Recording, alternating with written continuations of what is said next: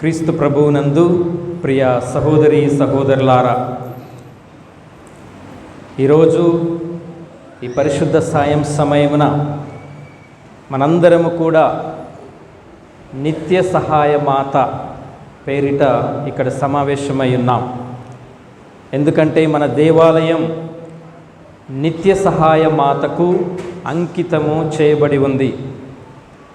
అలాగే నిత్య సహాయ మాత దేవాలయ ప్రతిష్టోత్సవ వార్షికోత్సవాన్ని ఘనముగా సంతోషముతో ఆనందముతో కొనియాడటానికి ముందుగా ఆ పండుగ ఆ వార్షికోత్సవము చక్కగా జరగాలని, మంచిగా జరగాలని ప్రార్థన చేయటానికి ఈ దివ్య పూజా బలిని మనము అర్పించుకుంటూ ఉన్నాం. అలాగే ఇక్కడ సమావేశమైన మరొక ముఖ్య ఉద్దేశం ఏమిటంటే, ఈ వార్షికోత్సవాలు జరుపుకునేటప్పుడు కృతజ్ఞతాభావముతో మనం ఉండాలి. ఎందుకంటే దేవుడు గడచిన సంవత్సరం అంతా కూడా మనల్ని కాచి కాపాడాడు. ఈ సంవత్సరములో మనము ఎన్నో మంచి విషయాలు, సంతోషకరమైనటువంటి విషయాలు చూసినను ఎన్నో బాధాకరమైనటువంటి విషయాలను కూడా మనం అనుభవించి ఉంటాం. వాటన్నిటినీ కూడా దేవుడు మనల్ని దాటవేశాడు, కాపాడాడు, రక్షించాడు. ఎన్నో సమస్యలతో సతమతమైనప్పుడు దేవుడు మనల్ని మన విశ్వాసాన్ని బట్టి, మన నమ్మకాన్ని బట్టి, మన క్రైస్తవ జీవితాన్ని బట్టి కాపాడాడు. అందుకు మనము హృదయపూర్వకముగా కృతజ్ఞులమై ఈ రోజుల్లో జరిగే దివ్య పూజల్లో మనము పాల్గొనాలి. భక్తి విశ్వాసముతో పాల్గొనాలి. కృతజ్ఞతా భావముతో మనం పాల్గొనాలి. కుటుంబముతో కలిసి దేవునికి స్తుతులు స్తోత్రములు అర్పించాలి. అలాగే నిత్య సహాయమాతను మనం స్మరించుకోవాలి. ఆ దేవుని యొక్క దీవెనలను, ఆశీర్వాదాలను మనము నిత్య సహాయమాత మధ్యస్థ ప్రార్థనల ద్వారా ఈ గడిచిన సంవత్సరం అంతయు కూడా మనం పొంది ఉన్నాం. కాబట్టి ఈ రోజుల్లో మనము మరీ ముఖ్యముగా నిత్య సహాయ మాతపై ఇంకా భక్తిని, విశ్వాసాన్ని పెంపొందించుకోవటానికి ప్రయత్నం చేయాలి. ఈరోజు చక్కగా ఎంతోమంది మరి దివ్య పూజా బలిలో పాల్గొంటూ ఉన్నారు.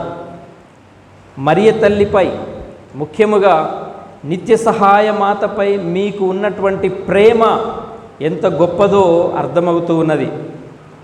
మరియ తల్లి యొక్క రక్షణ, సంరక్షణపై మీకు ఉన్నటువంటి నమ్మకానికి, విశ్వాసానికి నిజంగా ఇది గొప్ప సూచన.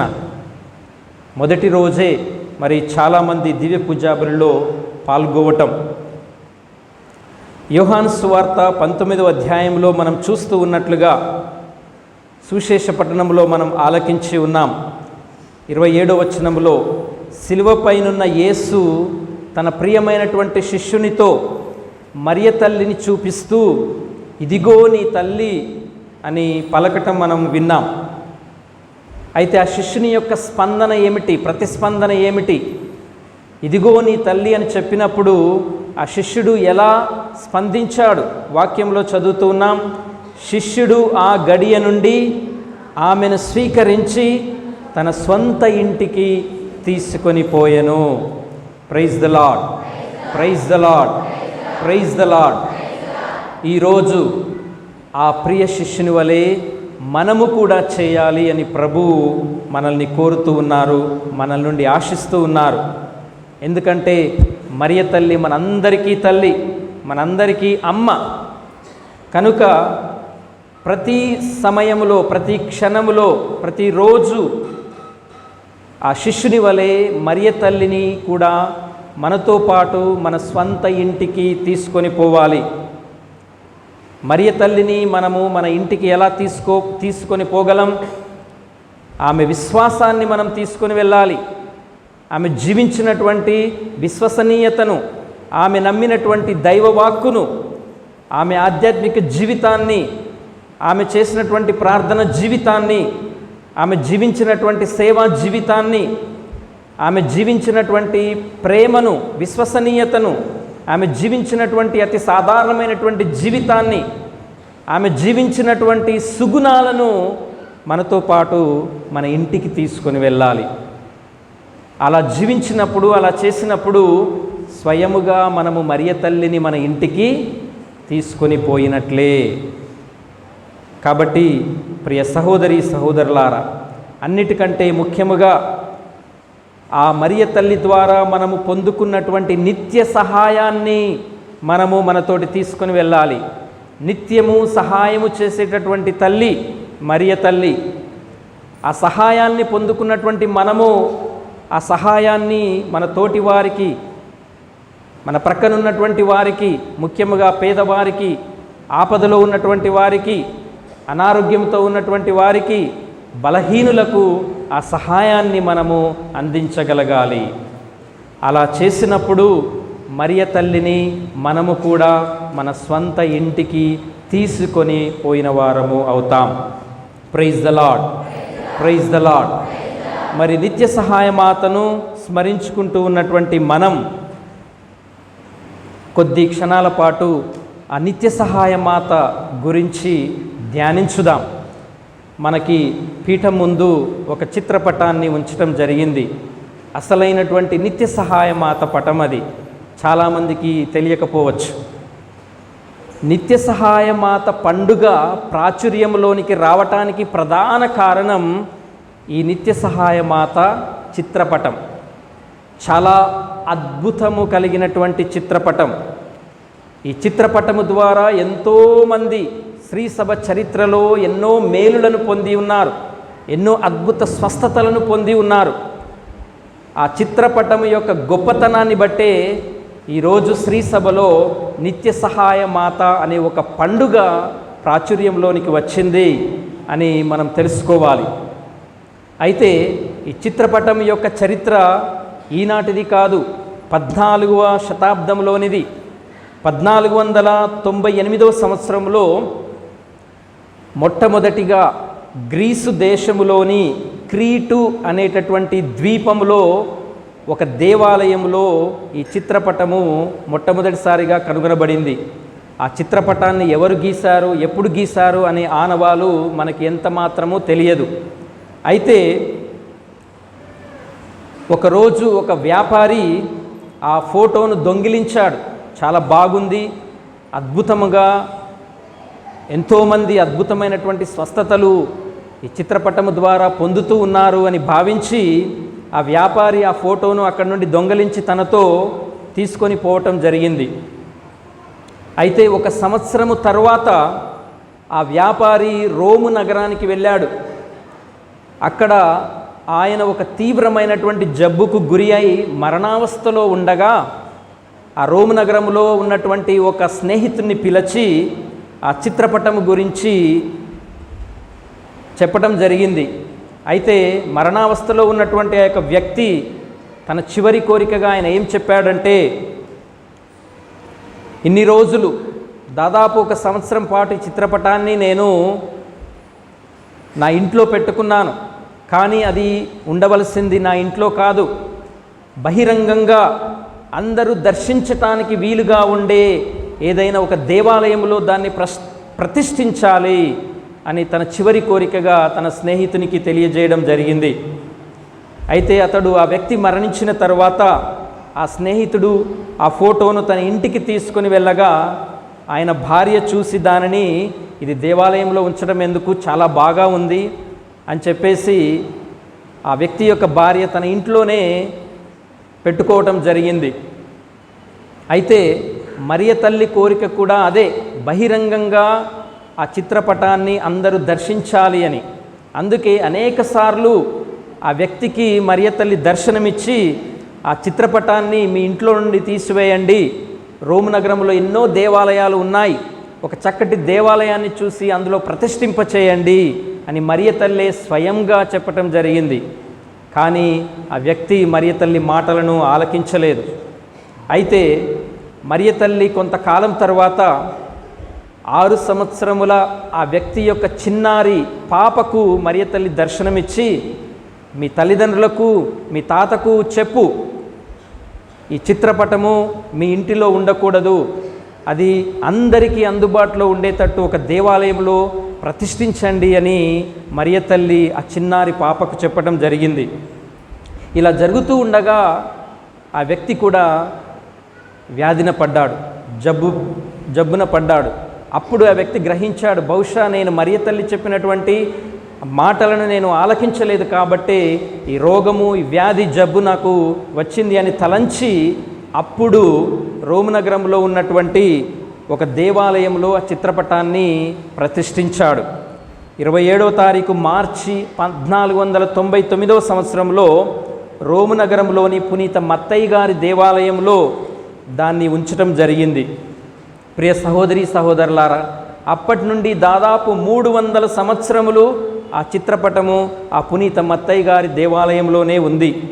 ఎంతోమంది ఆ 3 శతాబ్దాలు 300 సంవత్సరాల పాటు ఎంతోమంది రాజుల నుంచి పామరుల వరకు ఆ చిత్రపటాన్ని దర్శించి ఎన్నో అద్భుత మేలులను పొందటం జరిగింది.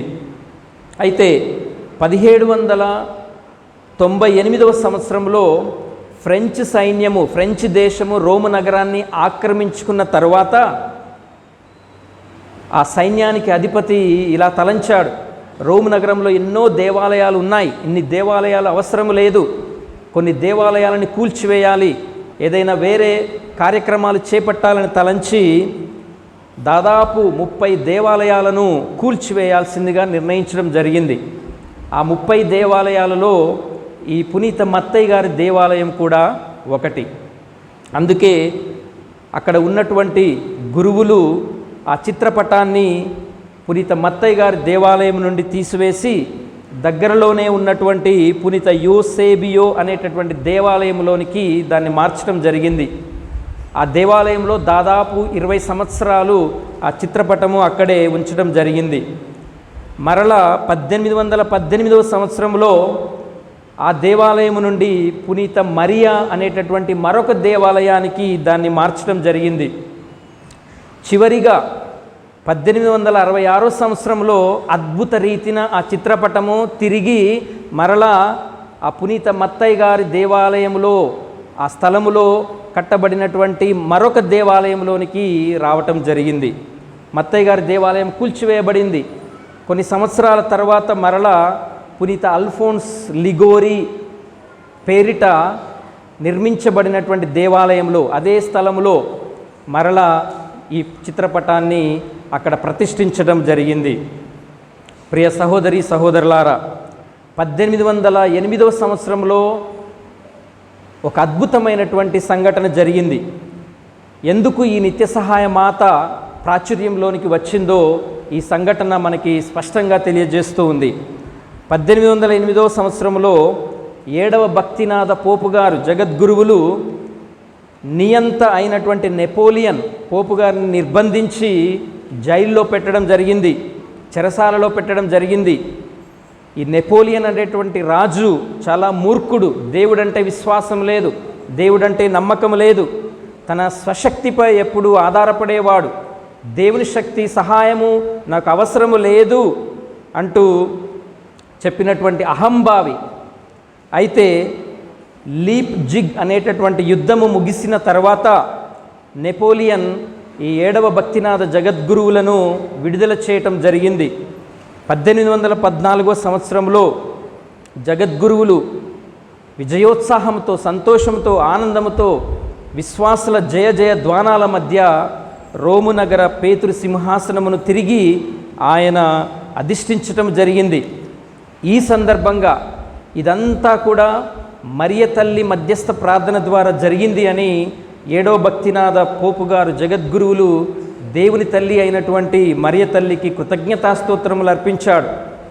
తాను చెరసాల నుండి విడుదలై దేవుడు తనను రక్షించాడు అని, సంరక్షించాడు అని, అది మరియ తల్లి మధ్యస్థ ప్రార్థనల ద్వారా జరిగింది అని పోపు గారు దృఢముగా విశ్వసించి 1 సంవత్సరం తరువాత తాను జైలు నుండి విడుదలైన వార్షికోత్సవ రోజున క్రైస్తవుల యొక్క సహాయమాత ఉత్సవాన్ని తల్లి శ్రీసభలో ఆయన ప్రకటించి ఘనముగా ఆ తల్లిని కొనియాడాడు.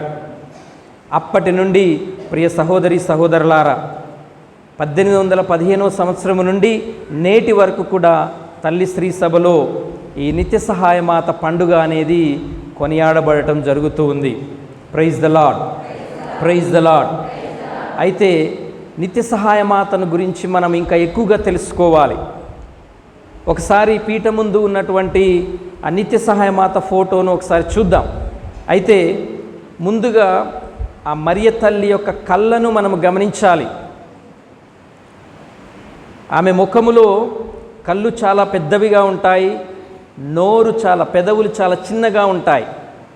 అలాగే ఆమె ముసుగు వేసుకున్నను ఒక చెవి మనకి కనిపిస్తూ ఉంది. అర్థం ఏమిటంటే, కళ్ళు ఎందుకు పెద్దగా ఉన్నాయి అంటే ఆమె ప్రేమతో తన ప్రజలను చూస్తూ ఉంది. నిత్య సహాయమాత, ఎవరైతే ఆపదలో ఉన్నారో, ఎవరికైతే సహాయం కావాలనో వారిని గమనించటానికి, వారిని కనిపెట్టుకొని ఉండటానికి ఆమె కళ్ళను పెద్దగా చేసి చూస్తూ ఉంది. ఆమె చేతుల్లో బాలయేసు ఉన్నాడు, కానీ ఆమె బాలయేసు కళ్ళు చూడడం లేదు, మనందరి వైపు చూస్తూ ఉంది. ఎందుకంటే మన అవసరాలను కనిపెట్టుకోవటానికి, నిత్యము మనకు సహాయం చేయటానికి. ఆమె పెదవులు ఎందుకు చిన్నగా చేయబడడం జరిగింది అంటే చాలా తక్కువగా మాట్లాడాలి అని. చెవి ఎందుకు పెద్దగా కనిపిస్తూ ఉంది అంటే దేవుని వాక్కును ఎక్కువగా ఆలకించాలి అని దాని ఉద్దేశం. తక్కువగా మాట్లాడాలి, ఎక్కువగా దేవుని యొక్క వాక్యాన్ని ఆలకించాలి అని ఆ చిత్రపటంలో ఉన్నటువంటి మరియ తల్లి ముఖము మనకి నేర్పిస్తూ ఉంది. Praise the lord, praise the lord. అలాగే మరియ తల్లి చూసేటటువంటి చూపు చాలా చల్లని చూపు, చాలా ప్రశాంతంగా ఉంటుంది. ఆ చూపులో ఎంతో ప్రేమ దాగి ఉన్నట్లుగా మనము గమనించవచ్చు. అలాగే ఆమె కుడి చేయిని ఒకసారి గమనించండి. ఆ తల్లి యొక్క కుడి చేయిని బాలయేసు తన 2 చేతులతో గట్టిగా పట్టుకున్నట్లుగా మనం చూస్తూ ఉన్నాం. ఒక విషయాన్ని మనం గమనించాలి. మరియ తల్లి మన వైపు చూస్తూనే తన కుడి చేయి ఎవరి వైపు చూపిస్తూ ఉంది? బాలయేసు వైపునకు చూపిస్తూ మనకు సైగ చేస్తున్నట్లుగా కనిపిస్తూ ఉంది. తన పెద్ద పెద్ద కళ్ళతో మనకి సైగ చేస్తూ ఉంది. ఏమని? మీరు దైవకుమారుడైనటువంటి క్రీస్తు వైపునకు నడవండి. తన కుడి చేతు ప్రభు వైపుకు, బాలయేసు వైపుకు పెట్టి ఆమె చూపు మన వైపు ఉంది. దాని అర్థం ఏమిటంటే ఆ తల్లి మనలను యేసు వద్దకు నడిపిస్తూ ఉంది. కానా పెళ్లిలో కూడా జరిగింది అదే. కానా పెళ్లిలో ద్రాక్షారసం అయిపోయినప్పుడు మరియ తల్లి కూడా చేసింది అదే. తాను అద్భుతం చేయలేదు, తాను స్వస్థత చేయలేదు, తన కుమారుని వైపు చూపించింది.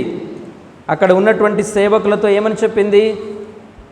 ఆయన చెప్పినట్లు చేయుడు అని. యోహాను సువార్త 2వ అధ్యాయము 5వ వచనంలో చదువుతున్నాం. అక్కడున్న సేవకులతో ఆయన చెప్పినట్లు చేయుడు అని చెప్పింది. కాబట్టి నిత్య సహాయమాత ఈరోజు మనందరితో కూడా చెప్పేది అదే. ఆయన చెప్పినట్లు చేయుడు అని తన కుడి చేయిని బాలయేసు వైపుకు చూపిస్తూ ఉంది. ప్రియ సహోదరి సహోదరులారా, ఈ విధముగా మరియ తల్లి మార్గము, సత్యము, జీవము అయినటువంటి యేసు చెంతకు మనల్ని నడిపిస్తూ ఉంది. యోహాను సువార్త 14వ అధ్యాయము 6వ వచనం, నేనే మార్గమును, సత్యమును, జీవమును, నా మూలమున తప్ప ఎవడునూ తండ్రి యొద్దకు రాలేడు. ఈ విషయము మరియ తల్లికి చాలా బాగా తెలుసు. అందుకే తన కుడి చేయిని బాలయేసు వైపుకు చూపుతూ, మన వైపు చూస్తూ, ఇదిగో ఆయనే జీవము, ఆయనే సత్యము, ఆయనే మార్గము. మీరు రక్షింపబడాలి అంటే, నిత్య జీవము పొందాలి అంటే, పరలోకంలోనికి ప్రవేశించాలి అంటే, ఇదిగో సత్యము, జీవము, మార్గము అయినటువంటి ఈ యేసుక్రీస్తు యొద్దకు మీరు నడవండి అని ఆ చిత్రపటం ద్వారా ఆ నిత్య సహాయమాత మనకి తెలియజేస్తూ ఉంది. అలాగే యోహాను సువార్త 3వ అధ్యాయము 16వ వచనం, దేవుడు లోకమును ఎంతో ప్రేమించి తన ఏకైక కుమారుణ్ణి ప్రసాదించను. ఎందుకు ప్రసాదించాడు? నిత్య జీవమును పొందుటకై అటుల చేసెను అని. ఈ విషయము మరియ తల్లికి తెలుసు. కనుక ప్రియ సహోదరి సహోదరులారా, మనలను ఆ దేవుని కుమారుని చెంతకు నడిపిస్తుంది. Praise the lord, praise the lord, praise the lord. కాబట్టి దేవుడు దయామయుడు, కరుణామయుడు, ప్రేమమూర్తి. ఆ దయను, ఆ కరుణను, ఆ ప్రేమను మనకు మరియ తల్లి ద్వారా మనకి అందజేస్తూ ఉన్నాడు, ప్రకాశింపజేయచ్చు ఉన్నాడు. మరియ తల్లి గర్భమున ఉద్భవించి దివ్య బాలయేసుగా ఆమె చేతులలో, ఆమె ఒడిలో పెరిగి లోక రక్షకునిగా ఆవిర్భవించడం జరిగింది. జ్ఞానస్నానంలో ఏమవుతుంది? జ్ఞానస్నానంలో దయతో మనలను పాపము నుండి దేవుడు రక్షిస్తూ ఉన్నాడు. ఆది పాపము నుండి దేవుడు మనల్ని రక్షిస్తూ ఉన్నాడు. ఇదంతా కూడా దేవుని దయ, కరుణ, ప్రేమ. అలాగే దివ్య పూజా బలిలో పాల్గొని దివ్య ప్రసాదాన్ని స్వీకరించినప్పుడు దేవుడు దయతో మన ఆత్మలను ఆయన కుమారుని శరీర రక్తాలతో పోషిస్తూ ఉన్నాడు. అలాగే మనము పాపం చేసినప్పుడు పాప సంకీర్తనము ద్వారా ఆయన మన వద్దకు వస్తూ ఉన్నాడు. దయతో మన పాపాలను క్షమిస్తూ ఉన్నాడు. తద్వారా మరలా సత్యము, జీవము, మార్గము అయినటువంటి యేసుక్రీస్తు వద్దకు మనము నడిపింపబడుతూ ఉన్నాం. శాంతి, సంతోషము గల పరలోకమునకు, నిత్య జీవమునకు మనము నడిపింపబడుతూ ఉన్నాం. అయితే ఇలా జీవించటానికి మరియ తల్లి మనకు సహాయం చేస్తూ ఉంది, నిత్యము మనకు సహాయం చేస్తూ ఉంది అన్న విషయాన్ని మనము గుర్తించాలి. ఇంకా ఆ చిత్రపటంలో ఆసక్తికరమైనటువంటి మరొక విషయం ఏమిటంటే, మరియ తల్లి తల మీద అటొకరు ఇటొకరు 2 దేవదూతలు ఉండటం మనం చూస్తూ ఉన్నాం. ఒకరు గబ్రియేలు దేవదూత, మరొకరు మిఖాయేలు దేవదూత. అయితే ఒక దేవదూత సిలువను మోసుకొని వస్తూ ఉన్నది. ఇటువైపు ఉన్నటువంటి దేవదూత ఆయన చేతిలో ఉన్నది ఏమిటంటే పులిసిన ద్రాక్షారసములో ముంచినటువంటి స్పాంజ్ మోసుకుని వస్తూ ఉంది. ఈ రెండు కూడా క్రీస్తు ప్రభు యొక్క శ్రమలను సూచిస్తూ ఉన్నాయి. ఆ దివ్య బాలయేసు ఈ లోకాన్ని ఎలా రక్షించబోతూ ఉన్నాడు అన్నదానికి సూచన శిలువ మరణము ద్వారా ఆయన ఈ లోకాన్ని రక్షించబోతూ ఉన్నాడు అని ఆ చిత్రపటము మనకి తెలియజేస్తూ ఉంది. యేసుక్రీస్తు మన కోసం, మన పాపాల నిమిత్తము శ్రమలను అనుభవించబోతూ ఉన్నాడు, లేకపోతే శ్రమలను అనుభవించాడు అన్నటువంటి విషయానికి సూచనగా ఆ చిత్రపటంలో మనం చూస్తూ ఉన్నాం. ప్రియ సహోదరి సహోదరులారా, యేసు ఎందుకు మన కోసం శ్రమలను అనుభవించాడు? ఎందుకంటే ఆయన మనల్ని ప్రేమిస్తూ ఉన్నాడు, మనల్ని దయతో చూస్తూ ఉన్నాడు, మనల్ని దయతో, కరుణతో, ప్రేమతో చూస్తూ ఉన్నాడు. కాబట్టి దేవుడు ఈ లోకమును ఎంతో ప్రేమించాడు. కేవలము ఆ ప్రేమ వలనే మనము ఈరోజు జీవించగలుగుతూ ఉన్నాం, మనగలుగుతూ ఉన్నాం, శ్వాసను తీసుకోగలుగుతూ ఉన్నాము అన్న విషయాన్ని మనము గ్రహించాలి. కాబట్టి ఆ చిత్రపటంలో ఆ దూతల ద్వారా, వారు మోస్తూ ఉన్నటువంటి ఆ సూచనల ద్వారా మనం అర్థం చేసుకోవలసినటువంటి విషయం ఏమిటంటే, దైవ కుమారుడు క్రీస్తు ప్రభువు శ్రమల ద్వారా మనలను పాపము నుండి విముక్తిని చేయబోతూ ఉన్నాడు. ఆయన శ్రమల ద్వారా దేవుని యొక్క కృపానుగ్రహములోనికి మనము తిరిగి పునరుద్ధరింపబడబోతూ ఉన్నాము అన్నటువంటి సందేశాన్ని దానిలో చూడవచ్చు. Praise the lord, praise the lord. ఈ విధంగా ప్రియ సహోదరి సహోదరులారా, ఆ నిత్య సహాయమాత చిత్రపటము మన క్రైస్తవ విశ్వాసాన్ని తెలియపరుస్తూ ఉంది. యేసు మన మార్గము అని తెలియజేస్తూ ఉంది. మరియ తల్లి తన కుడి చేతితో ఆ ప్రభువును చూపించడం ద్వారా ఆయనే మార్గము, ఆయనే సత్యము, ఆయనే జీవము, ఆయనను అనుసరించండి, మీరు తప్పకుండా రక్షణ పొందుతారు అన్నటువంటి గొప్ప క్రైస్తవ విశ్వాసాన్ని ఆ చిత్రపటం మనకి తెలియజేస్తూ ఉంది. అలాగే ఆయన మన కోసం శ్రమలను అనుభవించాడని, తద్వారా మనకు రక్షణను, నిత్య జీవమును ప్రసాదించాడని ఆ చిత్రపటం మనకు తెలియజేస్తూ ఉంది. ఈరోజు ఇక్కడ ఉన్నటువంటి మనందరం ఎన్నో మనవులతో, కోరికలతో, ఆశలతో ఇక్కడికి వచ్చి ఉన్నాం. మన హృదయాల్లో ఎన్నో ప్రార్థనలు ఉన్నాయి, ఎన్నో మనవులు ఉన్నాయి. మరి వాటన్నిటినీ కూడా ఆ మరియ తల్లి మధ్యస్థ ప్రార్థనల ద్వారా ఆ దేవునికి విన్నవించుకోవాలి. నిత్య సహాయ మాత పేరిట ఏర్పరచుకున్న దేవాలయ ప్రతిష్టోత్సవాన్ని మనం జరుపుకోబోతూ ఉన్నాం. మనకి తోడుగా ఉండేది, సహాయముగా ఉండేది ఆ మరియ తల్లి. కాబట్టి ఆ నిత్య సహాయమాత మధ్యస్థ ప్రార్థనల ద్వారా మన ప్రార్థనలన్నింటినీ, మన మనవులన్నింటినీ ఆ దేవాది దేవునికి సమర్పించుకొని ఈ రోజుల్లో ప్రత్యేకంగా మనం ప్రార్థన చేసుకుందాం. అలాగే చివరిగా ఇంకొక విషయాన్ని కూడా ఆ చిత్రపటంలో మనం గమనించవచ్చు. ఆ పటంలో మొత్తము 3 పేర్లు రాయబడి ఉన్నాయి. నిత్య సహాయమాత ఫోటోపై ఉన్నటువంటి ఆ యొక్క పేర్లను, ఆ పేర్లకు అర్థమేమిటో మనము తెలుసుకుందాం.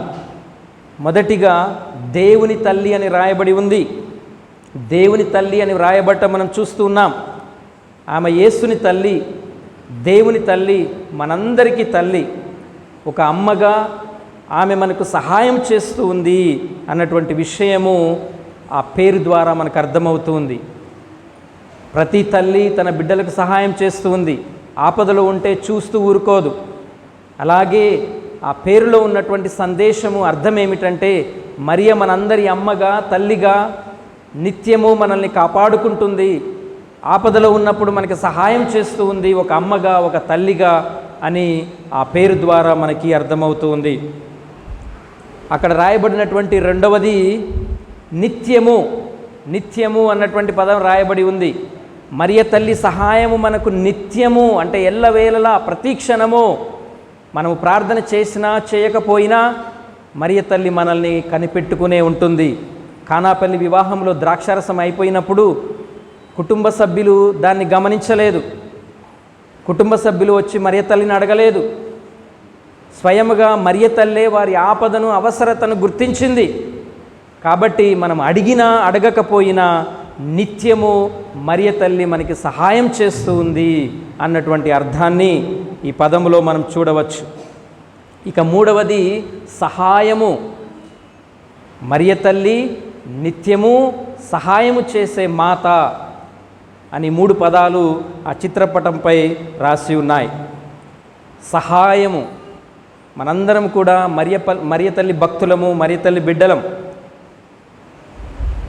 అందుకే ఆమె సహాయము నిత్యము మనకి కావాలి. ఆమె సహాయం కొరకు మనం వేడుకుంటూ ఉన్నాం. మనకు ఎల్లప్పుడూ దేవుని సహాయం అవసరం, మనకెంతో అవసరం. ఎందుకంటే ఆయన లేకుండా మనం జీవించలేము. దేవుని సహాయం కొరకు, మరియ తల్లి సహాయం కొరకు మనం ఎప్పుడూ ప్రార్థన చేసుకోవాలి. మరియ తల్లి యొక్క సహాయము మనకు ఎంతో అవసరము అని మనకి ఆ చిత్రపటము స్పష్టంగా తెలియజేస్తూ ఉంది. మరియ తల్లి ద్వారా దేవుని చెంతకు మనము సులువుగా చేరుకోగలం. అందుకే ఆమె కుడి చేయి ప్రభు వైపు చూపిస్తూ మన వైపు ప్రేమగా చూస్తూ ఉంది. చూడండి ఎంత గొప్పగా మరియ తల్లి మనకి సహాయం చేస్తూ ఉందో. ఆ సహాయాన్ని గుర్తించాలి. ఆ సహాయము ఏదో ఒక క్షణములో వచ్చేది కాదు, నిత్యము నిత్యము సహాయము చేసేటటువంటి అమ్మ మన మరియ తల్లి.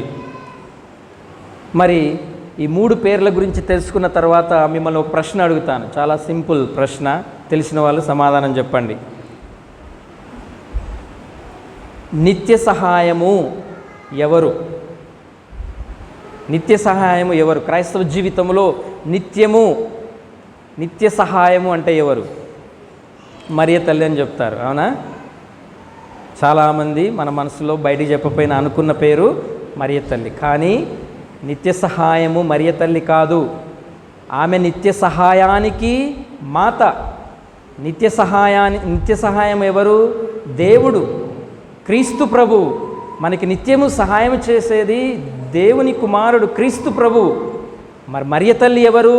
ఆ నిత్య సహాయానికి మాత, నిత్య సహాయ మాత, నిత్య సహాయానికి తల్లి. తల్లిగా ఆ నిత్య సహాయానికి మనల్ని నడిపిస్తూ ఉంది అన్నటువంటి విషయాన్ని మనము గమనించాలి, గుర్తుంచుకోవాలి. కాబట్టి ప్రియ సహోదరి సహోదరులారా, నిత్య సహాయము అనేది శాశ్వతమైన అనంతమైనటువంటి దేవుని ప్రేమ నుండి వస్తూ ఉంది. నిత్య సహాయానికి మూలము మరియ తల్లి కాదు, నిత్య సహాయానికి నడిపించేటటువంటి తల్లి మరియమాత. కానీ శాశ్వతమైన అనంతమైనటువంటి ఆ నిత్య సహాయము మనము దేవుని నుండి పొందుకుంటాం, క్రీస్తు ప్రభువు నుండి పొందుకుంటాం. దాని కొరకై మనకు సహాయం చేయటానికి ఉన్నదే మన అమ్మ నిత్య సహాయమాత. ఎందుకు మనము నిత్య సహాయమాతగా తల్లికి అంత ప్రాముఖ్యత ఇవ్వాలి? ఒకటే ఒక కారణం, స్వయముగా ఆమె దేవుని నుండి ఎంతో సహాయాన్ని పొంది ఉంది, శాశ్వతమైనటువంటి సహాయాన్ని ఆమె పొందింది. అనంతమైనటువంటి సహాయాన్ని ఆమె దేవుని నుండి పొందుకుంది. సువార్తల్లో మనం చదివితే మనకు ఆ విషయం అర్థమవుతూ ఉంది. దేవుడు ఆమెను ఎంతగా ప్రేమించాడో, స్వయముగా తన కుమారుణ్ణి ఆమె గర్భం ద్వారా ఈ లోకాన్ని రక్షించడానికి ఆమెను ఎన్నుకున్నాడు, ధన్యురాలని చేశాడు, ఎంతగానో ఆమెకు సహాయం చేశాడు. సహాయము గురించి, దేవుని సహాయము గురించి మరియ తల్లికి తెలిసినంతగా ఎవరికీ తెలియదు. అందుకే ఆ నిత్య సహాయాన్ని పొందటానికి ముందుగా మనము అడుగుకోవలసింది, ప్రార్థన చేసుకోవలసింది, మధ్యస్థ ప్రార్థన వేడుకోవలసింది మరియ తల్లిని. అందుకే ఆ నిత్య సహాయమాత మనము ధ్యానిస్తూ ఉన్నాం, ఆ నిత్య సహాయమాతను మనం వేడుకుంటూ ఉన్నాం. కాబట్టి ప్రియ సహోదరి సహోదరులారా, ఆ నిత్య సహాయమాత చూసినప్పుడల్లా మన జీవితాలు కూడా దేవుని శాశ్వతమైన అనంతమైన షరతులు లేని ఆ దేవుని ప్రేమను పొందాలి అని మనందరం కూడా ప్రార్థన చేయాలి. ఆమె సహాయం లేకుండా మనం ఏమీ చేయలేం. ఎందుకంటే తన కుమారుని దగ్గరకు ఎంతో ప్రేమతో దగ్గరగా ఉండి నడిపించేది ఆ మరియ తల్లి. భక్తితో, విశ్వాసంతో, కుటుంబ సమేతముగా దివ్య పూజాబల్లో పాల్గొని నిత్య సహాయమాత ప్రార్థన సహాయాన్ని వేడుకుంటూ ఆ దేవుని ఆశీర్వాదాలను, కృపానుగ్రహాలను, దీవెనలను పొందటానికి ప్రయత్నం చేయండి. దేవుడు మిమ్మలను దీవించునుగాక. పితా, పుత్ర, పవిత్రాత్మ నామమున.